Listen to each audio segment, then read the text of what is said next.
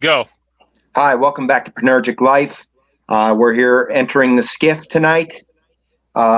We first of all, we want to apologize. We're supposed to be on at 8. We had some technical difficulty. We worked our way through it. There shouldn't be any problems here on in. We had a good conversation last week. This week we're going to start off talking about some gun stuff. I know a lot of people out there are probably sick of talking about coronavirus. So we're probably not going to talk too much about coronavirus tonight because I'm sick of talking about it and dealing with it. So we're going to talk about some gun stuff tonight. One of the first things we were going to bring up is belt setup. Chris, what is your main goal as far as you're concerned with your belt setup today? First of all, maybe we might want to talk. What do you plan on using that belt for today? Now that we're both civilians, what do you plan on using the belt for, and why are you setting the belt up the way you are? Well, I'm really setting it up for the range. The one of the other things I set up for is keeping it kind of like an EDC, like back of the car and stuff like that. Something I can grab real quick, and that kind of helps me out with the range too, because I know I have everything right there on my belt, and I don't have to carry a lot of stuff around. I just know I got my belt. That's it. Everything's there. And I can transition quickly from my concealed carry right to my belt. So that's really ease of operation, concealment, and trying to stay light as possible. That's kind of my key factors when I consider my belt. Well, as far as I'm concerned, when I set up a belt, I have one that I have set up for 3-gun, but I also have that as probably my main belt. I have a couple different setups that I deal with. I have another one for when we're teaching classes, and also if I want to be more low key. The way I set some of these belts up is a little bit different. I played around with a bunch of different things. Over in Iraq, I would wear I had a Blackhawk setup because we were wearing full kit, and I used to run my pistol on my chest in a chest rig, and I used the Blackhawk quick attach system on a chest rig that allowed me to basically, this part attached, the male piece attached to my holster, my Safariland holster. I used a Serpa. And this piece was attached via Molly on the front of my chest rig, and that's enabled me to take the whole holster and the kit and caboodle, depending on what gun I was running, and just lock it into my chest. Obviously, in 3-gun, we're not allowed to. It's not that you're not allowed. It's not beneficial to wear a chest rig. So I set up my setup for 3-gun, where I could, if I was going to wear a kit on top, like a plate carrier, I had the holster down a little lower so I can mount it off my leg. I've got it as high as I can possibly run it on my leg, but low enough that it would clear my kit. And I run a kind of a unique setup with that. I run I don't know if you guys can see this, but I run a 511 Broco setup with the belt. So this does not require any keepers. I can put this on at any time. I can put this belt system on at any time. And how I have my holster set up is a little bit unique. It's a drop leg, but it's the minimalist Safariland drop leg setup. And it allows me to obviously keep the holster down a little bit, so I can wear armor if I'd like to.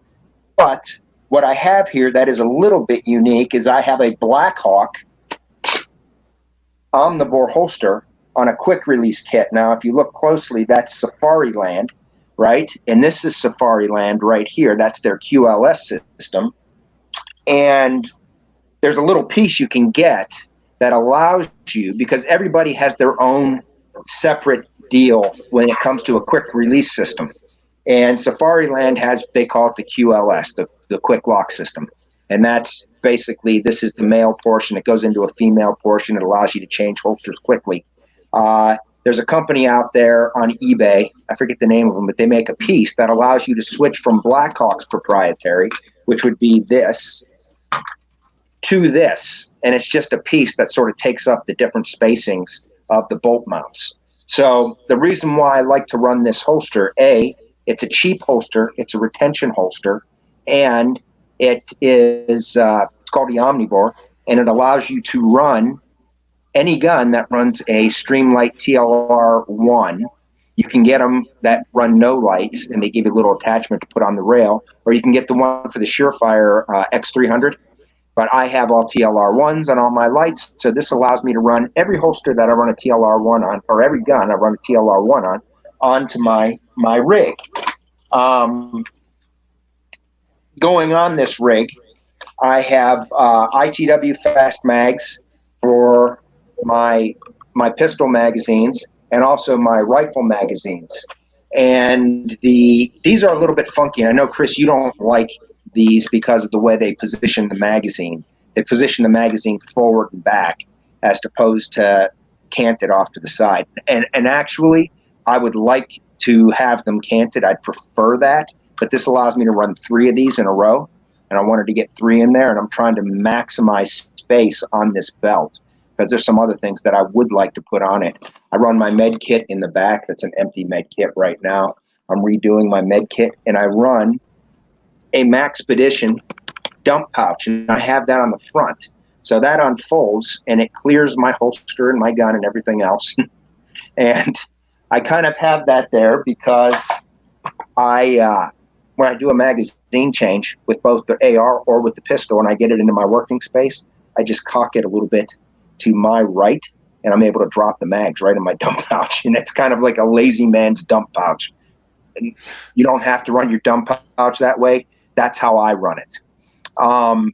For my other setup, my other belt setup is a more traditional setup. And I use this. I used to be an instructor at the police department I was at, and I use this as my practice belt. And this belt generally requires that you're running another belt underneath. You use keepers on it. Obviously, the holster is mounted to this belt. It rides up a little higher. I wouldn't be wearing this with full kit. I have the same Maxpedition dump pouch in the same spot. We use the same Cobra buckles. I have 2 traditionally placed magazine holders that allow me to put the magazines the way I prefer them, but not as many. And then I have an AR pouch right there. This should have a med kit on the back of it too, just so it's the same exact spot on both of your deals. But this is a practice one. I can throw this in the back of my car. It's easy. We have another partner of ours, Jamie, who is getting into shooting, and we've set her up with a belt that's very, very similar to mine. You can kind of see the Broco setup here. The Broco setup is really nice because it allows you just to pop this thing on. It breathes. It's got an inner belt and an outer belt. These are the 511 magazine carriers that are very, very similar to the Cayuse, except they're significantly cheaper. But this is the setup that I run. Chris, anything unique to your setup that's a little bit different than mine? No, not really. I'm just sitting here watching you go through your stuff there, and really the only difference is I'm also running 5.56 to ITW fast mags, and I shoot left-handed or right-handed. So what's interesting is those things are stackable. And do you have one there that's stacked on your belt? I don't. I'm able to stack. Okay. The 5.56 ones are stackable, which those right there, it's hard to get it on this tiny camera, but I can stack them up on those. They get a little wide for me, but if you need to add more ammo, it's a great option to be able to have that. Yeah.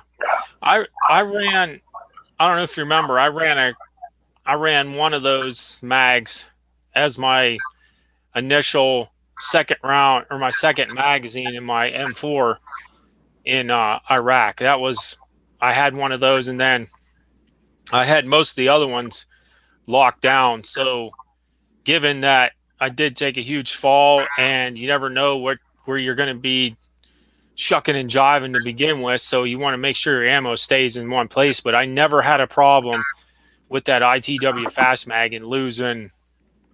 It's never fell out of there, and I took some pretty good spills. So I really trust those ITW fast mags.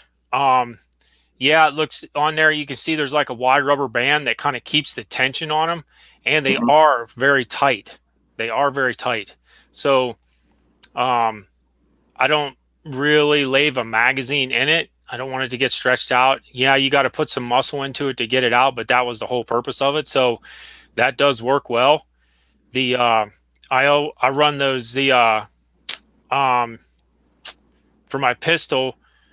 I run the G codes and Mhm. the IDPA standard mag clip on the back. So those are actually oriented different from those ones there, like you were talking about. Mhm. And I had an issue with them at the beginning. They're nice. You can adjust the tension and all that, and they fit on the belt nice right where I want them. And you can move them, and they're adjustable. It's just it's a good product. Are they the But what G code with the string tensioners on them? no, they're they have the adjustable tension like a rubber washer where you have Mhm. to screw it down so you Okay. can. That's a yeah. Um, those um, I might be messing that up. Maybe they're not G code. Yeah, I think they are. I have to I'm look. pretty I have sure to. you run. I'm pretty sure Yeah, you run G code. yeah. Yeah. Um, but there's a clip on the bottom that holds the clip to the belt. It's like a slide switch, and Mhm. if you bend over too far, according to how we run our setup, the it would sometimes come unclipped. So I had to work through that, but I once I got that problem solved, I didn't have a problem with them now. I do Well, run the same Maxpedition dump pouch too. So and you're running yeah, an Omni. Well, you have two different setups. You have a G code holster, and then you have an Omnivore as well. Um, yeah, I run a yeah, Red River Tactical too.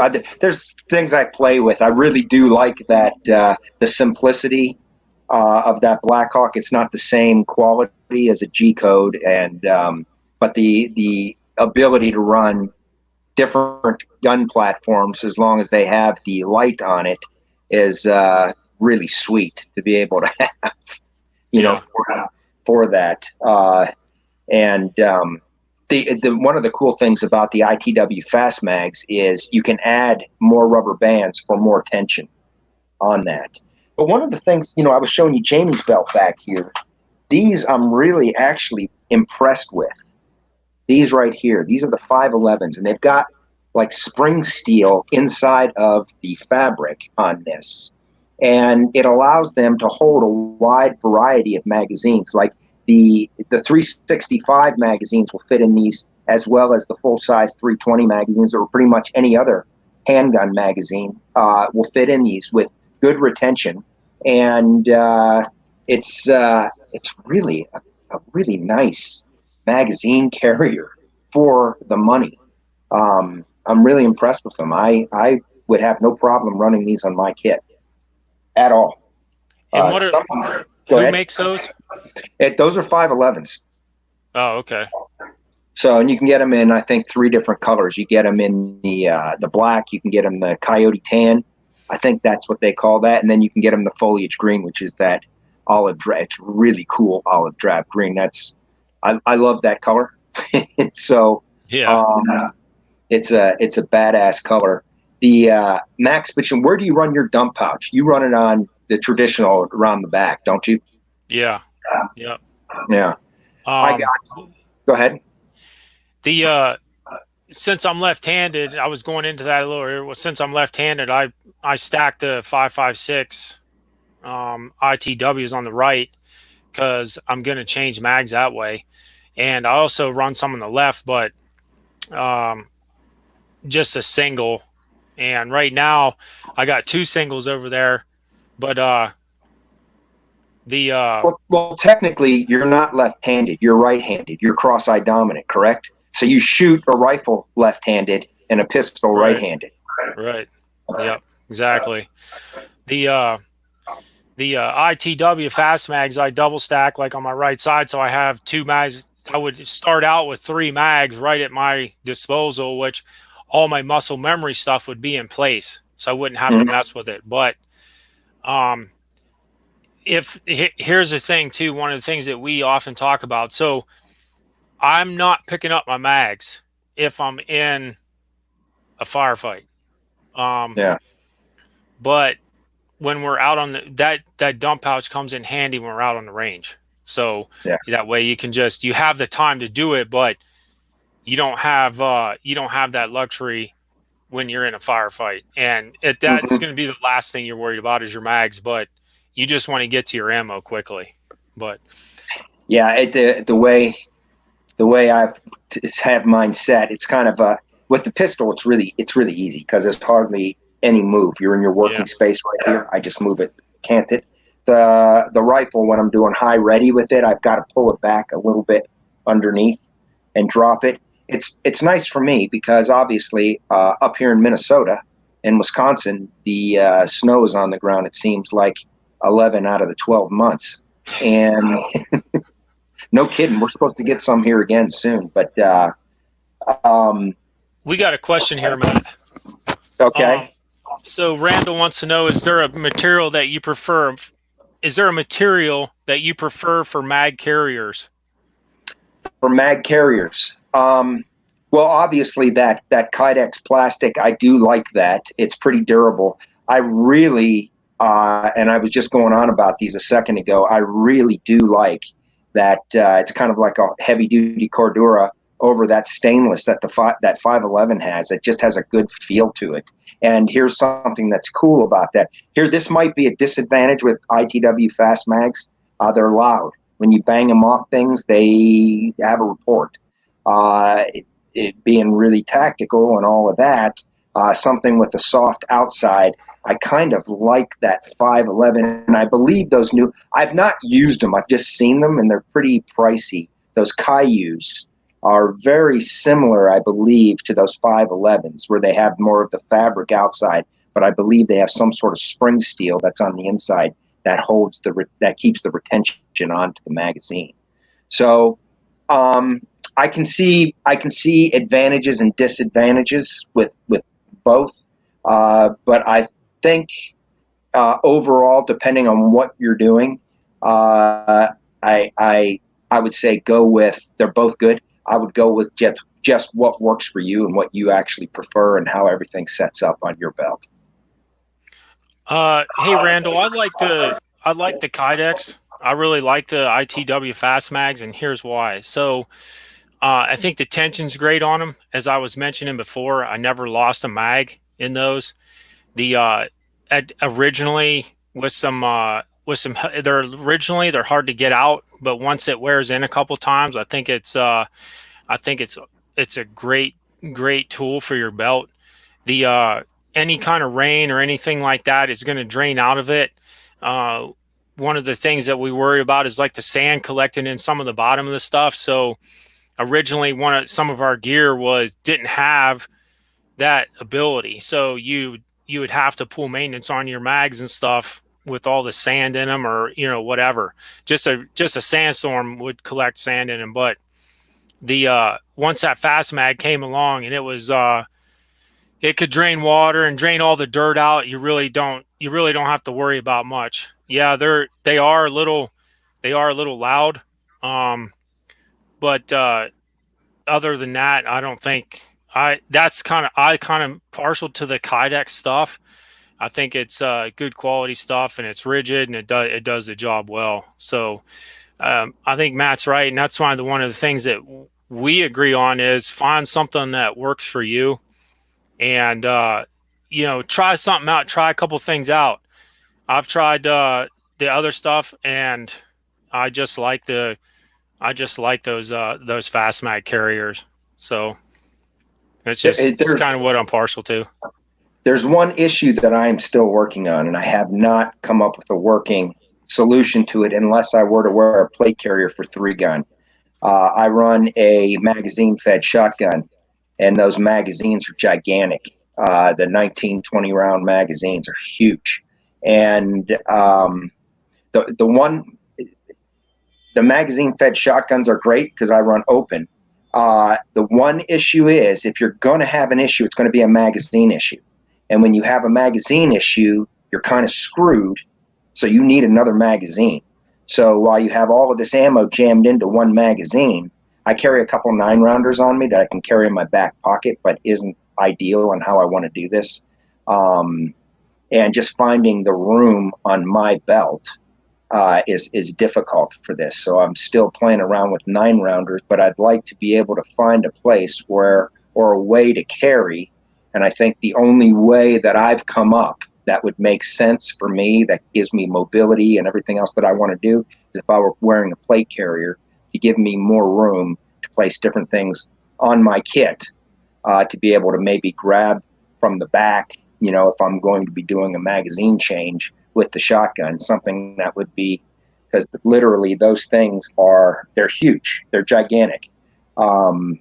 That's one issue that I'm struggling with that. But as far as a tactical loadout, you're not going to be doing that anyways. So the belt setup as is probably pretty close to what you can expect if you need to grab something and get it on quickly. Yeah, that's when I was originally talking about grabbing the belt. I really got the belt. I clipped the belt, and then I got my leg straps on my holster that I clip, and all that can be done in seconds. Now, here's one of the things. Chris, you run 2 leg straps, don't you? Because you run kit off of. Why don't you talk about that a little bit? I mean, are you talking about my mag carrier? Yeah. Okay. Because you're running 2. You're running the leg strap for the gun, and you're also running the leg strap for additional equipment. Yep. So let's back up here for a second. So there's really like 3 phases to your kit.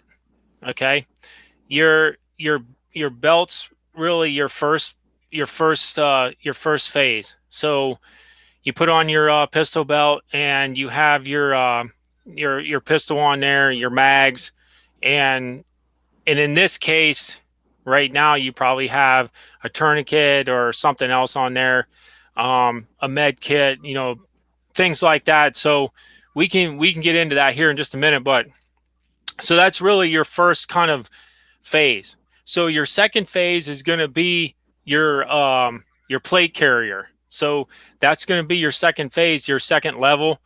If whatever you want, whatever term you want to use. So you're going to put on your plate carrier and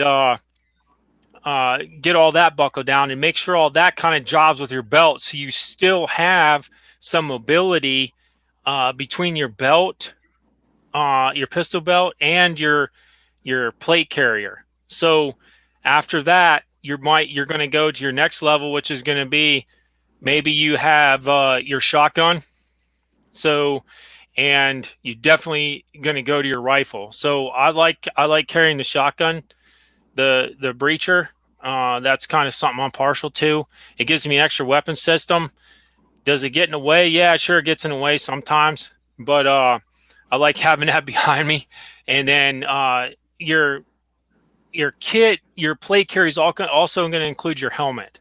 So really, if you had to ditch your plate carrier for some reason, strange reason, you'd still have your belt on. Now, what Matt was alluding to earlier was I'd have I carry a leg mag holder on my left and my pistol on my right leg. So I really have no interference. Again, that goes back to where I can shoot left or right. I shoot my rifle left-handed and my pistol right-handed. So I have that ability to have that rifle kind of fall the way, but what all that does is give me a couple extra fast tech clips to buckle when I throw my belt on. And they really don't need to be buckled in a hurry, as long as I can just get my belt on and get my pistol strapped down. So, but those extra 4 mags, so with those 4 mags on my leg, I'd have another 4, which would be 8. and one of my gun would be 9. So I'm carrying 9 mags right there just by that, and that's not including what I'd probably have on my kit. Yeah. So I mean that's a lot of that's a lot of ammo, but hey, you need it when you need it. Yeah. Yeah. You can never have enough ammo. Yep, And that, for sure. that leads into this whole, this sort of off subject, but what the Army's playing around with right now is changing 5.56. They were looking at 308 for a while, believe it or not. There's just no way to carry the same amount of ammo. That would have been a disaster. Now they're looking at 6.8 SPC, but that's still heavier, and it's going to be less ammo. So we'll see how this all pans out. No doubt that the round kicks ass, but it's not SPC. It's a new 6.8. I don't know what the hell. But yeah, the whole idea is to try to make the carrier. There's a couple things, maybe we might want to talk about if you're going to be very, very, very specific and you're going to do a belt setup. It might be kind of important. I showed my practice belt before. That requires keepers, so that's not going to be quick. That Broco series from 511 or something like Chris wears, something with an outer and an inner, right? You can usually put on without any keepers or anything else. So you can have everything ready to go and you just go clip and it's on. So if you're looking at something that's like a home defense, so you can have it laying next to the bed. So if you have your home defense gun and you want to have something additional, maybe you hear something outside or something's going on, you can throw on something quickly. It's probably good to have some thought into that on what you can deploy and put on yourself quickly to get out and have extra things there at the ready. Maybe an extra flashlight, maybe a knife, and some thought needs to go into that because putting keepers on a belt's a pain in the ass and it's not fast. So that's a cheap way to get a nice setup for the range, but the more keepers, the better, because you want it to be a solid fit. But you're just not going to get up. Oh, wait down there. I've got to get my keepers on. Yeah. So it makes a lot of sense to put some thought. There's a few things that I like. Not saying that's the only way to go. We have a local 511 store, and we've taught some classes over there. But the nice thing is you can go in there and try stuff and play with it before you actually, say, oh, that looks cool, send it to me, and realize, that ain't going to work. And then have to send it back and go through that whole pain in the ass. I like the 511 stuff. The Broco stuff works for me. It solves my problems that I have. And, but that's not to say that's the only way you can go. There's a ton of good ones out there, a ton of good ones. So find something that works for you, run it, practice with it, practice. Here's a big thing. We talked about red dots a little bit last week. If you're going to change the way you run your holster, not saying you can't have 2 holster setups. I do. Okay, you can do that, but you've got to practice with it and be cognizant, because with a red dot on a pistol, everything is presentation. So you want to make sure that you're using whatever kit you have and everything becomes seamless on how you run that. And the only way to do it is by practicing. And you can practice at home just by drawing. I do it all the time. If somebody had a video camera on me, like in Big Brother or something, I'd look like a weirdo, but I practice all the time. Drawing the gun, getting a sight picture, getting that red dot all the time. Just keep doing it over and over. They say between 2,000 and 3,000 repetitions of something start to create a habit in your brain. So whatever you run, make sure you practice with it. When you change it, it's okay to change, but if you change, practice, practice, practice. Get used to how things are running, and rock on from there. Yeah, that's a good point, Matt. Sometimes I'll find myself looking in the mirror a little bit to kind of do that self-inspection to make sure that everything is really fluid. So, and really what I'm doing that for is changing mags. So I think besides having the presentation and the stance and all the stuff that goes into shooting a pistol, the next thing is knowing where your mag's at, and and not having to think about uh, reloading your pistol or your rifle. Yeah, it And should be automatic. It should be yeah, automatic. And you always, do you want to wait till you run out of ammo? No. You want to do a tactical mag change if you're in a life-threatening situation. You want to make sure that you're keeping ammo fed through that gun. So now we're talking about at the range, something quick in case something goes bump in the night. A shit hits the fan type of situation. Now, everyday carry, I'm a minimalist type of guy. I carry a 365 or a 365 XL, and that's tucked. You can't see it when it's on me. And I carry a proper knife, a small light. I try to keep things small so I'm not all bogged down. I know some guys carry multiple guns. I don't do that. I'm not saying that's wrong. I just couldn't. It's too damn uncomfortable. But you got to practice with that too. So you're going to obviously, I have a different draw when I'm at the range, right? I carry around the 4:30, 5 o'clock position, sometimes appendix, but appendix usually the 4 or 5 o'clock position. There's a spot on my body that the gun just hides there, especially if it's a smaller gun. And you've got to practice with your EDC because that's what you're most likely going to need. So sometimes it sucks shooting a small gun, lots of rounds to it. Put yourself under duress, whether you do that by doing some push-ups or some running or anything else. But get that gun out, start getting your sight picture, practice with that just like you practice with the other setup. Because in all reality, you may be standing in a gas station and somebody comes in and starts shooting the place up, So we'll talk about situational awareness at another time. When you walk into places like that and what you look for, and to start going through some scenarios in your mind. But the point I'm trying to make here is your EDC is going to be different than what we're talking about because we're not walking around in full kit or even full belt setups. We're walking with our EDC setup, which is minimalist and hidden, depending on what gun you're carrying. But you got to practice with that too because you're going to carry it a different way than what you're carrying a range setup. Hey, Matt, we're about the 32-minute mark right now, so Mhm. we're going to do a little bit of introduction for us, and then cover a little bit of administrative stuff here real quick. If you're just tuning in right now to our live chat here, episode 4 at the Skiff, Matt and I were in 5th Special Forces. One of the things that we kind of pride ourselves in here is answering your questions for one, but bringing a reality check to what your situation may be, and seeing if we can add some experience to that situation to kind of help you think through any issues you may have with one of the things we were talking about tonight, your kit, uh, your vehicle ops, or anything like that you find yourself interested in.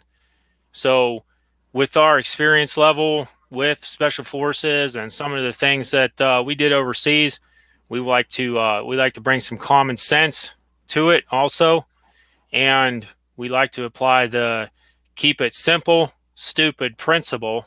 So because complex things don't work in combat, so complex things aren't going to work any other time.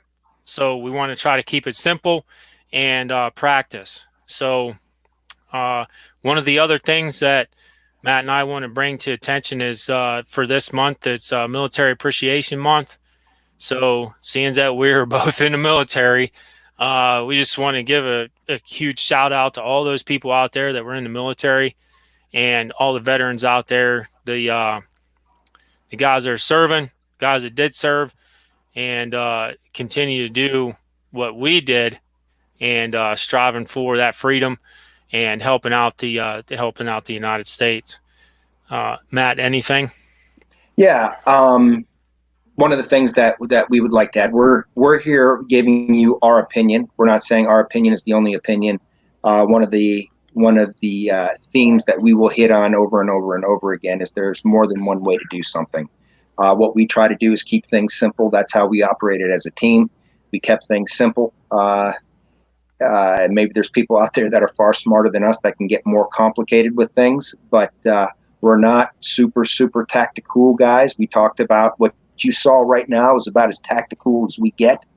Um, and we really like to stick with fundamentals. We like to focus on simplicity. We like to focus on practice, repetition, and communication. So, feel free to ask any question. Bring up some stuff. Say, hey, have you guys tried this? We are not above looking at things and learning from things. We're learning every day here. There are some things we've learned since we've gotten out. The last time Chris and I were overseas was at the end of 2010, and things have changed. It's almost been 10 years. I can't believe that. Wow. Yeah, it's things have changed dramatically since Chris and I have come out. Even, we mentioned this when we were talking last week too, but new techniques. You'd go to a school, you'd have to go to schools every year, would change from year to year. New techniques on room clearing and all sorts of stuff that would be out there as an option. The team chose to go with their own SOP, and the rule of thumb that we lived by was keep it simple. You keep things simple, everybody knows what to do. One mistake by one person because it got overcomplicated can be a complete disaster. When everything is coordinated and you've got interlocking fields of fire and all of those things. So keeping things simple is usually the best way as far as our experience is concerned. But by no means are we saying, hey, this is the way we did it, so it is the best. That is not our philosophy. So please ask questions. Please make suggestions if you'd like us to talk about something. Sometimes we touch on some political things. Sometimes we touch on some current events. I had mentioned earlier on that we weren't going to talk about coronavirus this time. I'm damn near coronavirus out right now, and I think Chris is as well. So Yeah. we need a little bit of an escape from that, and the firearm industry is a fun industry to be involved with. We also do classes. We encourage people to check out our website, which is www.prenergic.life. We have two separate companies. We have a 501(c), a non-for-profit company that we work with veterans, particularly with their families. In veteran families, we do expeditions, but we also deal with first responders as well. A lot of the issues that are plaguing the veteran community are also plaguing the first responder community, especially now with all of this nonsense going on. There's a high stress level out there, and people are having to deal with a lot of things that aren't pleasant, and some very intense things. But please check out our website. We do some training. We do pistol training. We do rifle training. We really specialize with newer shooters, female shooters. We have one of our owners is a female, and she's going through the whole learning how to shoot process. And we're making videos that we put up on here on YouTube. We also do some survival stuff, and it's more practical survival. The practical survival, I think, has really, we're not out in loincloths throwing dirt on ourselves and building shelters. That's not the survival we're talking about. More being prepared and some of the things to have and some plans, and how to move from point A to point B, how to deal with maybe if technology takes a shit, and which is a very real possibility. We also have a military readiness program. The military readiness program is designed. I wish there would have been something like this when I was going in. It's designed to help people that are going into the military deal with the recruiter, get the MOS they want, get their scores up on the ASVAB to get the MOS. The MOS is the military occupational specialty. That's your job in the military. People often have illusions of grandeur. They go into a recruiter, they come out of the recruiter, and they have a completely different job than what they signed up for. And you're giving a commitment, whether that be 2, 3, 5 years plus. And we're trying to, get people to get the career that they want and then prepare them for it and give them some hard skills. So when they go to basic, they're going to be successful. Hard skills like map reading, how to pack your ruck, how to get your physical fitness level up to where it needs to be, the mindset. And I think that covers what we do. But this is we want to push it out there, and let you guys know. And we want to meet here on a weekly basis. We put out our videos, and which are maybe some reviews, some instructional, and we want to meet here just to basically shoot the shit every week. Chris and I just sit down and discuss things, how we kind of would in a team room environment. Obviously, there'd be more people involved. We may bring on some former teammates and some other guests, but we come up with solving the world's problems inside every team room, and that's not unique to us. So I really appreciate people out there tuning in, and we're hoping to grow this a little bigger and keep moving forward. One of the greatest things about this whole when we go live here is just having people ask questions, interacting with everybody out there who's maybe listening is cool, because you get some cool questions, and then you get some questions that are, stumpers. But I think I enjoy that. It kind of makes us think, and maybe we have an application, maybe we don't, but maybe it's something we might, if we don't know, then maybe something we could try out. So I think Mm-hmm. that's great about the questions, and in passing the information along, and maybe somebody could log in and ask their own question or anything like that. So that's important. And I think one of the things coming out of this, as we continue to go through and come out of this pandemic thing, prepping is going to be more. I was just talking to some people this week, Matt, prepping, and that's all they could talk about was buying 2 or 3 extra things here and there, and stocking up on certain things. One of those being canned items, and some shelf stable foods, and people talking about canning more stuff. And wow, did it really take this thing to think about that? Well, I guess I it think did. we've gotten so comfortable here, and I mean, we can fall into that trap too. I mean, we like to pride ourselves as being prepared, but I can tell you, you never feel like you're prepared enough. And you don't need to go out and spend a ton of money. You can do these things like Chris was saying, piecemeal at a time. And you know what? We ought to give a couple items every time that we do one of these that maybe people can look at that might be a cheap way to stock up on something they need. And Chris touched on something right away: is canned items. Now, obviously, MREs and dehydrated foods like Mountain House and stuff like that are ideal, but those are expensive. There are some other things that you can do when you're at the grocery store. Maybe buy 2 cans of soup with a protein source in it, like chicken noodle soup or something along those lines, and have a place that you stash those cans away, to where you build yourself a little bit of a backstock. Having something that's at least a week worth of food is a good place to start. Is that ideal? No, but you're putting yourself ahead of 99% of the population with having a week's worth of food. And it also is a little smart to also not, if you can, live paycheck to paycheck. So put a little bit of money away for a rainy day fund too, a little bit at a time. Find something it's kind of like practicing for being at the range. You just do a little bit here, a little bit there on a continual basis, and you're surprised at what you can build and how you can be prepared for yourself and your family, or even your neighbors. You're going to have neighbors that aren't prepared either. It's good to have the discussion every once in a while. I know sometimes you start bringing up prepping. That might change after what happened here, but in the past, you start bringing up prepping to people, and they're like, "Oh shit, this guy's a little bit weird."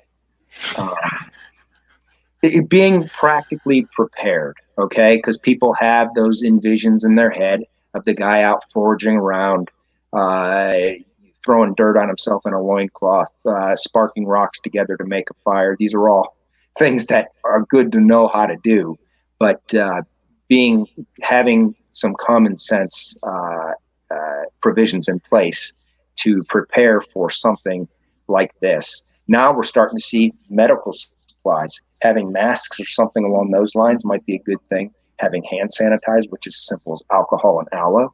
Those might be some things too. They're pretty shelf stable. Those might be some things to stock up on here in the future as we go to a more global. Uh, Unfortunately, this is here where there's a lot of globalism that's involved. So this is how this pandemic spread from Wuhan, China, to here. Not going to get on that subject. We talked about it ad nauseum. But I think after all of this, may it may behoove a lot of people to start preparing a little better, and don't ever rely on somebody else to take care of you. The government, absolutely not. Do not rely on that. We're now damn near $30 trillion in debt because of this, and and we probably acted to this better than most. You know, Trump shut down access to China. Everybody howled. Everybody howled about it. It's hard to believe what might have happened had he not done that back in January. But we still have a lot of people coming in and out of this country from all over the place, the third world, all over the place. So whatever happens over there is happening everywhere, which has already been identified with this latest pandemic. So time to be a little more prepared on maybe some of those PPE items. Here's a quick story where we have our compound where we run a lot of our classes is in Grantsburg, Wisconsin, and I fog it every few months to keep the mosquitoes and the ticks and all of those types of bugs down because it gets miserable up there if you don't do that because there's no other form of insect abatement. So I usually get myself in one of those chemical suits that you buy at Home Depot for a couple bucks, and then I throw the chemical suit out. Well, I rolled in there this past weekend to do some fogging up there, and there were none of those suits available. And I was at Home Depot, and it said there was a pause. You couldn't get any of it by order. And I don't know if this is true, but that's basically what it was saying while the pandemic is going on. So I had to go and get a rain suit and use that. But these are things that you should probably create a little stockpile somewhere, get a 18-gallon bin and put some of these items in there, the alcohol, the aloe, maybe some PPE, some masks, and things like that, just so you do have them. And also disinfectants like Lysol. That's another one that was really hard to get. It's very, very effective. So some of these things, pay attention when you're out there. Extra can of soup, something with a protein source in it, preferably. Obviously, you got to care for your family. Make sure. Here's another thing. If you have dogs, I have dogs. Make sure you're prepping for them too. Have some extra dog food and things along those lines. Have ways to purify water. That's a big one. City water goes down. What are you going to do? You know, have some ways to purify water. You're going to obviously be able to boil it, but you also want to be able to purify some water as well. We got tons of water out there. It's just not clean.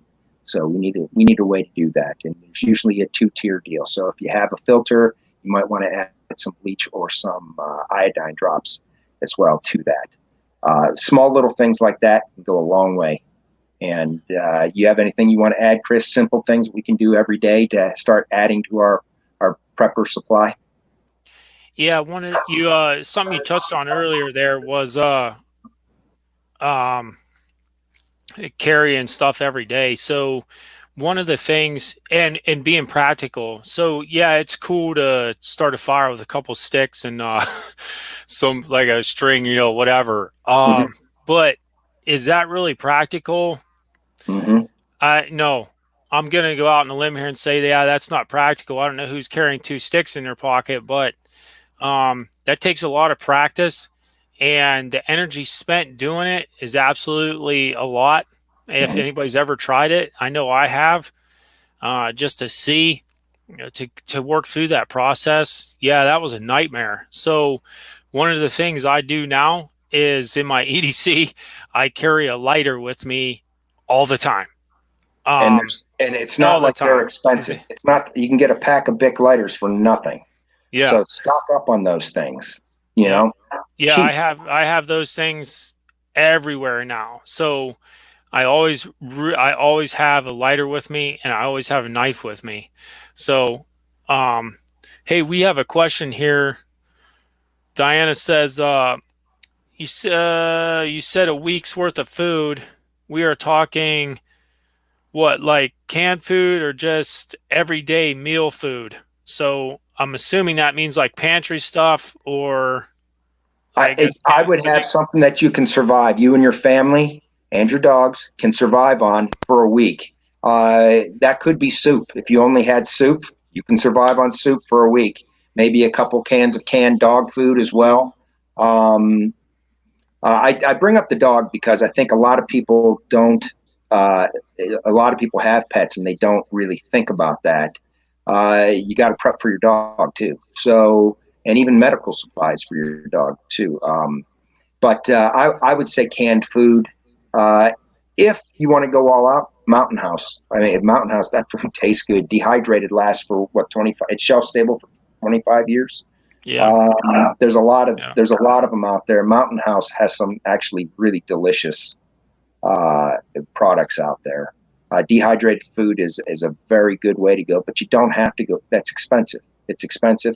Uh, canned soup. I keep going back to that canned soup. Maybe some tuna. Some higher protein type foods. Something in there. Maybe some canned vegetables too. Things that the human body needs. So some of the things that you might, maybe some greener vegetables, something with vitamin C, uh, some of the things that you need. And you also have to be cognizant of people in your family and what their allergies are. Uh, but I would say on the cheap, canned foods are an easy way to go. Vegetable soup with chicken in it, chicken noodle soup, something along those lines makes it really, really easy if you can get the vegetables and the chicken in there so you can get all your nutrition.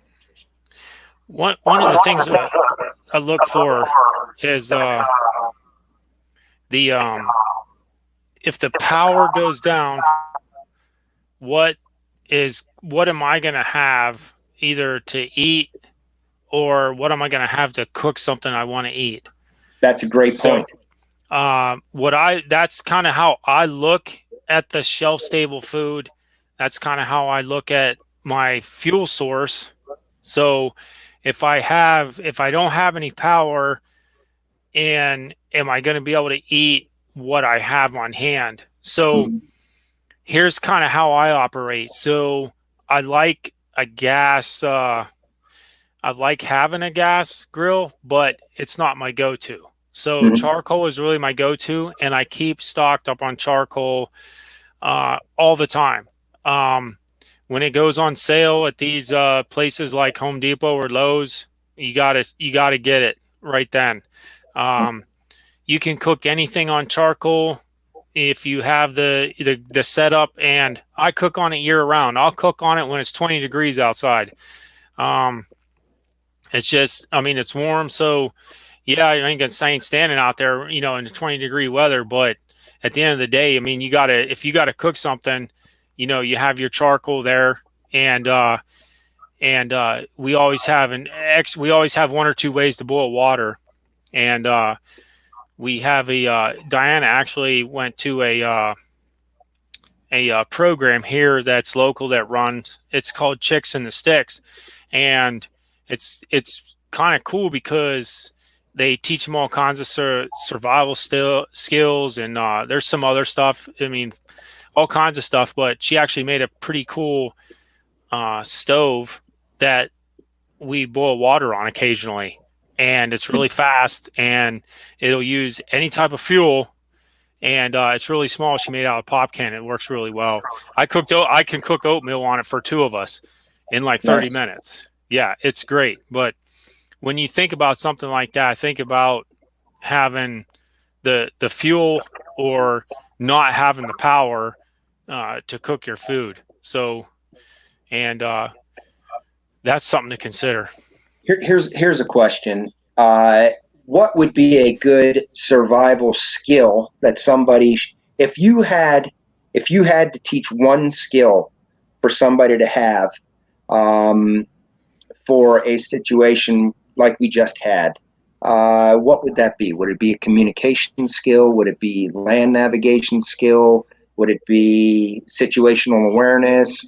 What do you, in your opinion, Chris, do you think would be a good skill for somebody that's just new and maybe wants to get a little more prepared and start to practice something on there? Is it a knot tying skill? What do you think is a good skill to have? That's a great question, and I'm gonna say that I'm gonna say this. One of the things that we always used to do everywhere we went, and you touched on this earlier, is situational awareness. So Mm-hmm. when I say that, this is really kind of what I mean. You may have a neighbor that you don't even know. You Mm-hmm. know, you may have a neighbor, two neighbors, three neighbors. You may see them, pass them, and they're like, "Hey, good morning," and that's it. But what is that? What does that neighbor have that they could bring to the table in a survival situation?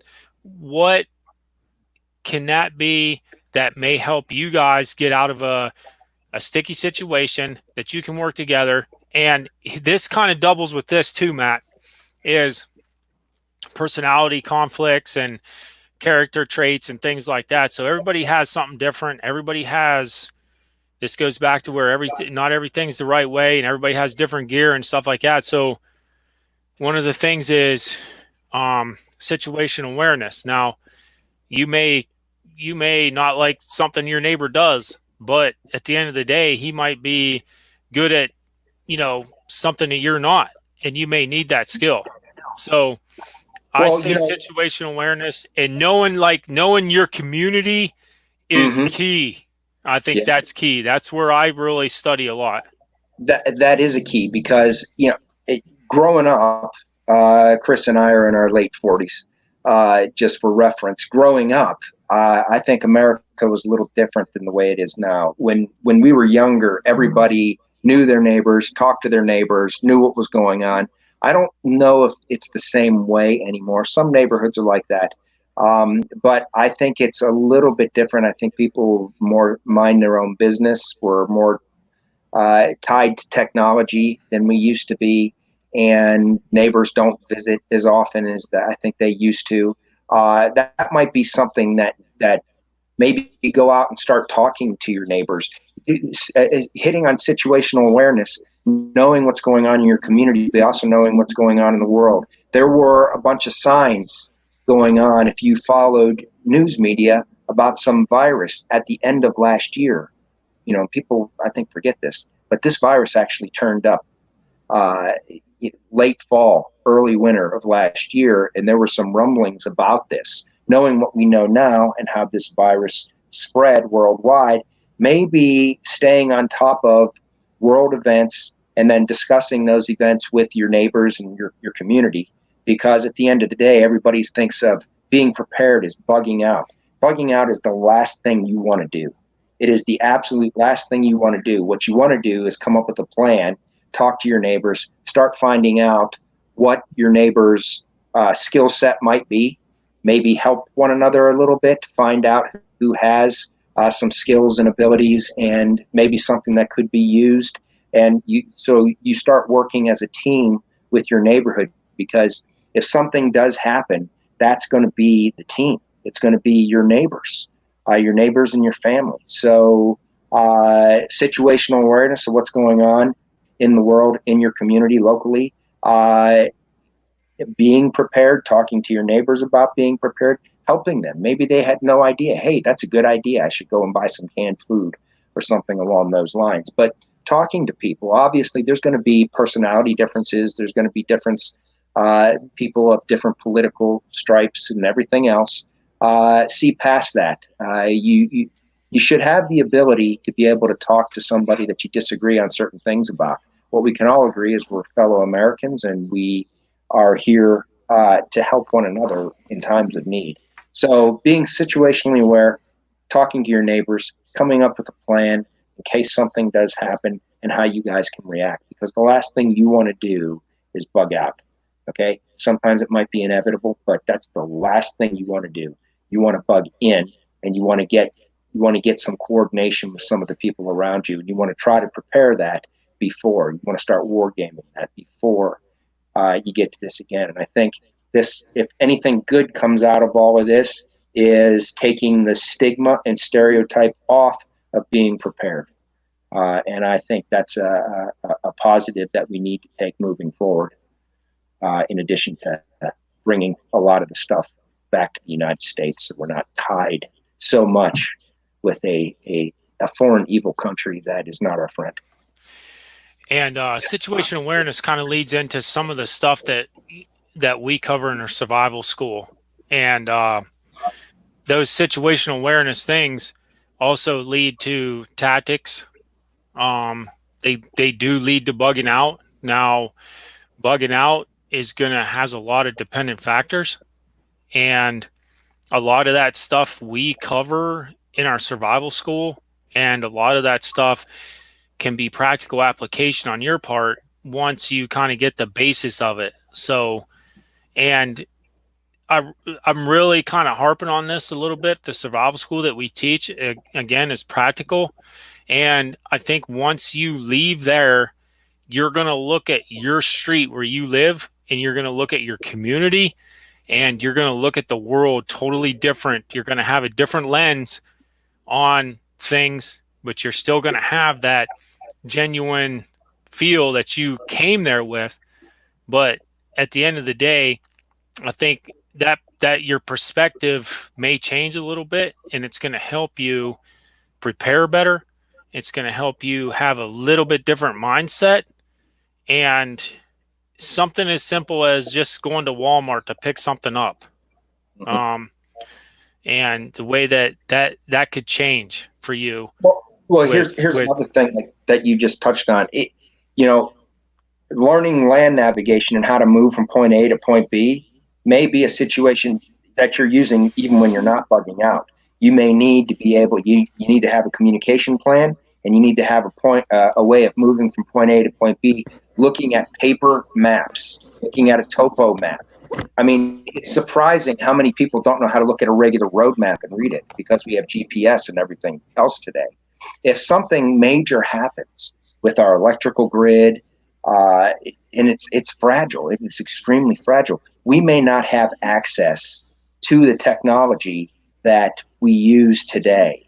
Okay, so you have to have the hard skills of being able to go back and operate without having the technology. If there was something to happen where that would destroy some of an EMP. Remember, there was a scare not too long ago about North Korea having the technology to use an EMP.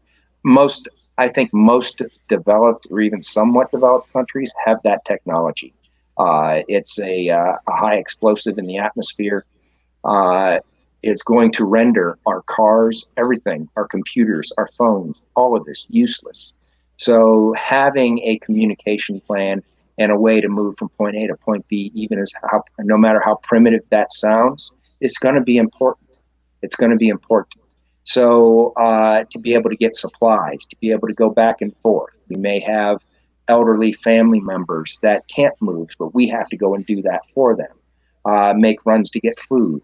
Maybe even revert back to procuring food from the environment. So some of these things are really legitimate, especially considering the world that we live in.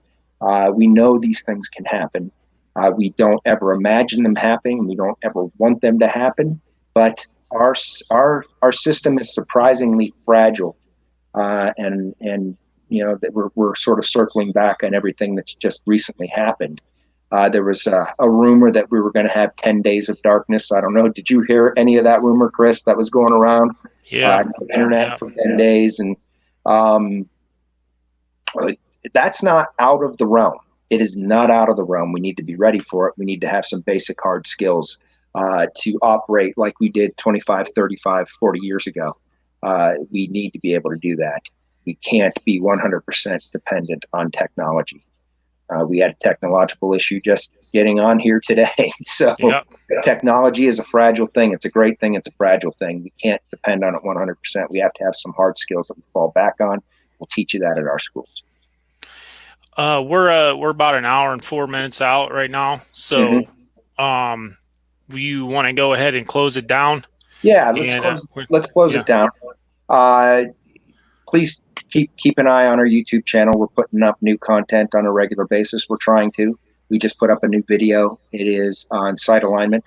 Come here for the skiff. We'll talk about something new. If there's something you want to hear us talk about, make a suggestion to us. Please check out our website, which is www.panergiclife. Thank you again for joining in, and we will see you next week on the skiff.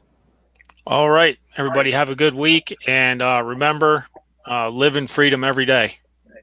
All right.